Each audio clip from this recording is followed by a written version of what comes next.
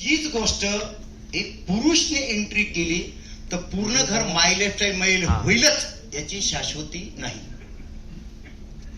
होत.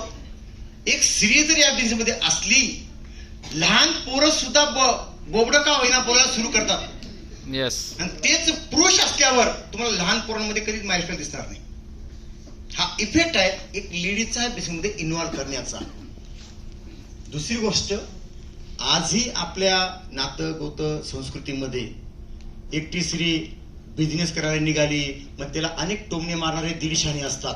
नात्या गोत्यामध्ये घरामध्ये चालली गेली, कालपासून गेली, सकाळपासून काय माहिती, काही कोणाला विचारत नाही, हे जे टोमणे बसतात हे एकटा बाईला बसू शकते.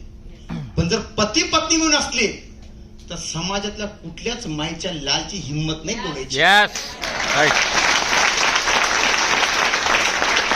म्हणून दुसरी गोष्ट, आपल्याला जी इमिजिएट डाऊनलाईन दुसरा लीडर क्रिएट होतो, किती चांगली गोष्ट आहे.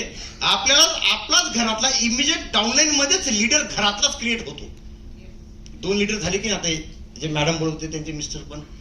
तर मल्टिप्लिकेशन मध्ये हे बेनिफिट सांगितले. जे फिअर असेल, जे सामाजिक टोमणी असतात, जर पती पत्नी असलेत या बिझनेस मध्ये तर ते काही होत नाही.